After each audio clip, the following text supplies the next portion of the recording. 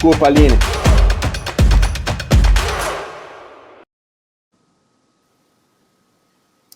Olá, foi muito legal poder falar com essa turma toda que produz conteúdo e distribui via streaming, diferentes experiências. E eu tenho a felicidade agora de estar com o Roberto Oliveira, da TX Filmes, que é um outro nosso que tem produzido coisas muito interessantes, e a gente se aproximou no ano passado, então eu queria, na verdade, que o Roberto se apresentasse um pouquinho. Roberto, obrigado por você estar aqui com a gente, cara. A ideia é a gente poder falar um pouquinho de um case que nós construímos juntos, né? E a experiência de colocar vários conteúdos ao vivo ao mesmo tempo, dentro de um programa com uma intenção cultural, digamos assim, né? Estou falando da comemoração do aniversário da imigração japonesa no Brasil, um trabalho que nós fizemos para a Japan House como um cliente final, e o Roberto liderou a produção desse conteúdo, e eu queria agradecer, Roberto, obrigado por estar aqui. Por favor, a palavra é sua, meu amigo. Fala, Fábio, tudo bem? Obrigado você pelo convite. Queria te parabenizar pela iniciativa aí, tá muito legal. Eu tava vendo a mesa anterior aí, só fera. Pô, parabéns por ter conseguido juntar toda essa galera aí. Sim, eu sou dono da TX, é uma produtora tradicional de audiovisual, né? A gente tem quase 20 anos de atuação e a gente faz muito programa de televisão. Nosso foco é mais entretenimento, longa-metragem, documentário. A gente, para vocês terem uma ideia, produziu nesses últimos 20 anos mais de 1000 episódios de séries de televisão. E eu, pessoalmente, sempre dirigi transmissões ao vivo, no formato broadcast. Eu vi que falaram já bastante sobre essas diferenças e tal, mas é bom ressaltar que pra gente, que é os profissionais que vieram do broadcast, tem uma transição aí que às vezes a gente se assusta. O João Pedro falou bastante disso, né? A gente tem uma confiança no formato broadcast muito grande e demora um pouco para a gente ter essa mesma confiança nesses novos formatos de streaming. Eu estou super impressionado com o momento atual dessa tecnologia, desses formatos. Eles funcionam muito bem, eles são muito estáveis, diferente do começo, lá atrás, quando essas novas tecnologias apareceram. E essa experiência desse case que a gente fez para a Japan House foi a prova cabal de que não tem limite para a gente fazer streaming sem utilizar toda aquela estrutura broadcast que antigamente era necessário, de SNG, de satélite, de uplink, downlink. A gente conseguiu nesse projeto manter simultaneamente 6 sinais ao vivo, na mesma plataforma, todas elas sendo geradas por Multilink, com as pessoas andando, entrando, saindo de prédio, pegando elevador, entrando em garagem. E eu acho que, eu não recordo agora, mas parece que não caiu o sinal nem uma vez durante toda essa ação, né? E a ação foi encomendada para a gente por uma agência chamada Icons. Eles fazem provas esportivas. A ideia da Japan House na comemoração dos 125 anos da imigração japonesa para o Brasil era fazer uma prova de rua, né, uma corrida. Por conta da pandemia, eles ficaram impossibilitados. E a ideia foi convidar personalidades, pessoas descendentes de imigrantes japoneses, pessoas que tinham alguma relevância, conhecidas desse universo, para fazerem caminhadas, e em cada uma caminhada tinha um tema, né? Eram caminhadas temáticas, e eles vinham mostrando curiosidades locais importantes que tinham interesse dessa comunidade deles, né? Então a gente tinha uma caminhada cultural, uma caminhada esportiva, uma caminhada artística, e funcionou super bem, Fábio. Eu fiquei realmente muito bem impressionado com a qualidade dos sinais, com a estabilidade dos sinais, e acho que foi a primeira vez acho que foi a primeira vez que foi feito isso, né? A gente não tem certeza, mas eu acho que eu nunca tinha ouvido falar de alguém botar uma live com 6 sinais consecutivos, né? Ao mesmo tempo, numa live. E acho que é isso, né? Basicamente foi isso que a gente fez. não sei se a gente, se você vai passar algum vídeo, vai mostrar alguma coisa, ou deixar algum link aí para quem quiser ver, tá no site da Japan House ainda as lives separadas. E acho que o grande desafio para a gente, não só a parte de tecnologia, principalmente de plataforma, de conseguir, é a expectativa das pessoas, né? Hoje em dia os clientes eles chegam com ideias que nem sempre são viáveis ou foram possíveis de serem viabilizadas, né? Então o cara vê ali, sei lá, o Big Brother,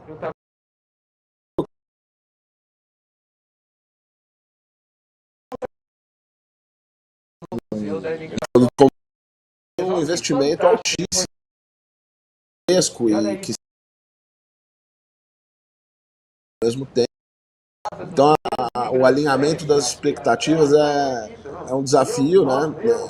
Quando a gente recebe esses briefings desafiadores, e esse foi um caso desses, e eu acho que a gente resolveu brilhantemente, cara, com o apoio da AB, da tecnologia aí do Fábio.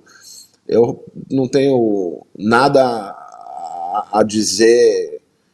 Assim, eu não vi diferença nenhuma se a gente tivesse feito isso broadcast, né? Se a gente tivesse feito isso com uma estrutura broadcast. Acho que é muito interessante você ter dito, porque realmente é uma coisa, é difícil alguém assumir uma produção desse tipo, até justamente pelo desconhecimento da tecnologia, que seja tátil, que tenha essa facilidade de poder entrar ao vivo até de dentro do elevador, como você bem disse, né?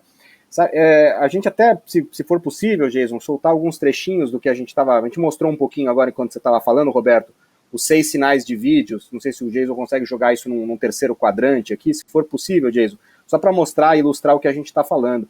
Mas você perguntou se antes se isso já tinha sido feito antes, né? A gente, como produtora, teve uma experiência muito rica também,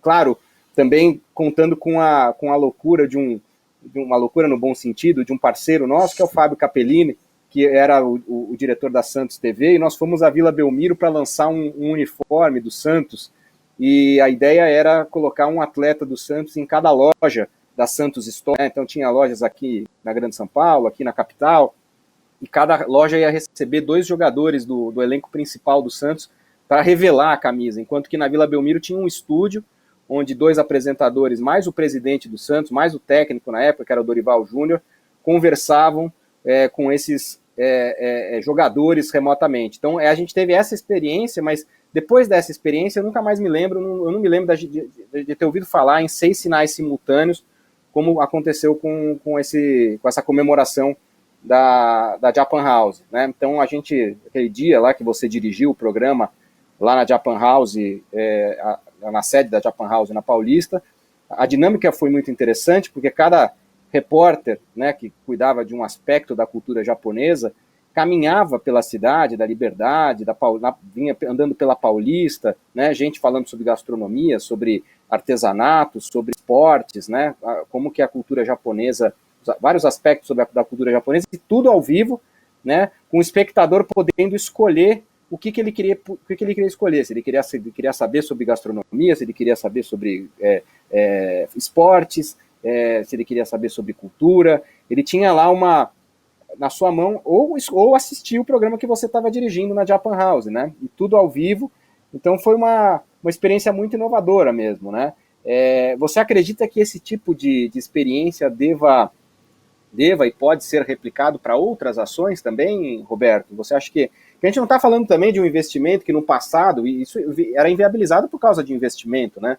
A gente precisava, como você disse, de uma unidade móvel de satélite para cada uma dessas pessoas, e a mobilidade ela era restrita ao cabo, né? Você tá a sua câmera até onde o cabo pode chegar, e aqui você não tinha essa mobilidade de poder sair andando no meio da rua. Aqui, ó, uma imagem da Avenida Paulista, de um dos repórteres caminhando ali, chegando próximo à sede da Japan House, já aqui na frente da Fiesp. Então acho que é interessante, né? A gente tende a ver replicado em algum outro lugar, né?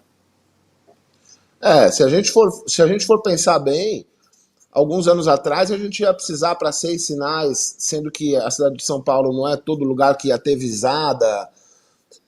talvez eu acredito que a gente fosse precisar de parábola em helicóptero, em várias, né? Seria uma coisa realmente inimaginável de custo para fazer uma ação dessa.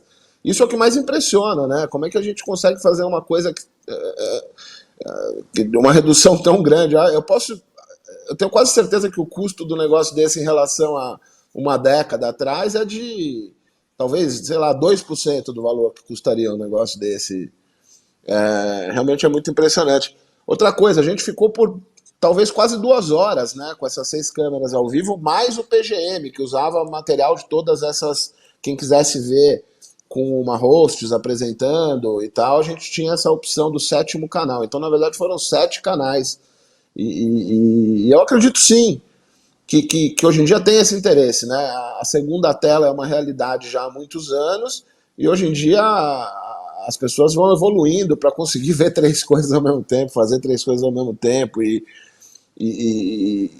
ainda tem essa questão do imediatismo, né, dos tempos de hoje. Ninguém quer ver uma coisa, às vezes o mesmo conteúdo que foi gravado não tem uma quantidade grande de views quando você posta esse conteúdo no YouTube, e quando o mesmo conteúdo é ao vivo, milhares de pessoas assistem, né? Como você também não vê um post de Instagram, as pessoas irem ver um post de 5 dias atrás. Então eu acredito que sim, que tenha lugar para a gente fazer mais ações como essa. Talvez não precise sempre, obviamente, ter 6 câmeras, 7 sinais, mas 2 ou 3 sinais, acho que pode funcionar muito bem. O espectador ter a opção de escolher qual dos sinais ele quer ver. Eu acho que isso funcionaria muito bem em futebol. Eu tenho uma questão, cara, você estava falando do Santos, né? Claro, o Santos é um time inovador, né? Impressionante a TV, as redes sociais do Santos. Não porque eu sou santista, mas um pouquinho também, vai. Mas também, né? Mas, por exemplo, eu sou um torcedor fanático do Santos. Eu odeio ver jogo com um narrador corintiano. A maioria dos narradores são corintianos. Pô, eu não tenho hoje, no século XXI, a opção de eu tampar o áudio desse cara e ouvir o áudio ambiente do jogo. Então eu acho que é só um exemplo de como opções são importantes, de como é importante para o espectador assistir 3 ou 4 coisas, ter a opção de assistir uma dessas 3 ou 4 maneiras de ver o que ele está vendo, ou mesmo de conteúdos diferentes que tem alguma unidade que se fala. Eu acho que é um caminho que acho que a gente vai usar muito ainda esse recurso. Muito bom a gente ter essa ferramenta na mão. Roberto, uma última pergunta para a gente encerrar. Eu sei que eu já estou atrasado, mas eu vou manter os 10 minutos máximos que já tenho aqui, não vou exceder isso daí. Você falou que a TX tem já uma história, né, de quase 20 anos aí de produção de audiovisual. Enfim, hoje você tem a companhia do seu irmão, o João Weiner, aí do seu lado como diretor da produtora. Vocês têm feito coisas muito interessantes.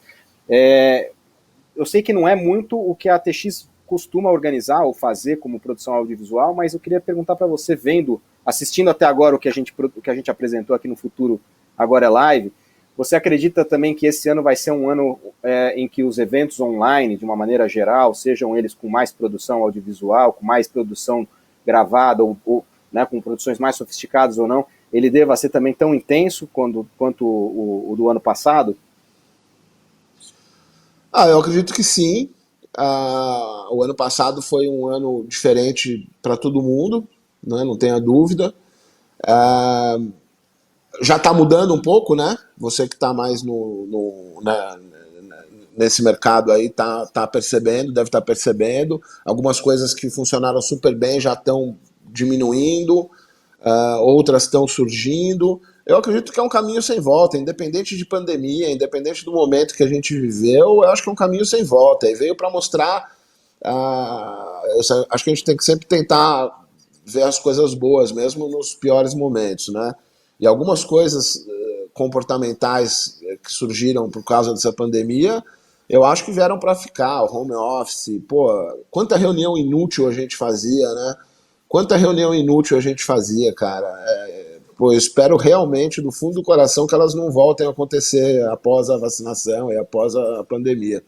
E acho que sim, acho que cada vez a gente vai reinventar esses formatos, esses processos e a maneira como a gente usa essas ferramentas, né? Elas estão aí, elas são infinitas possibilidades. A gente tem infinitas possibilidades de uso dessas ferramentas, né?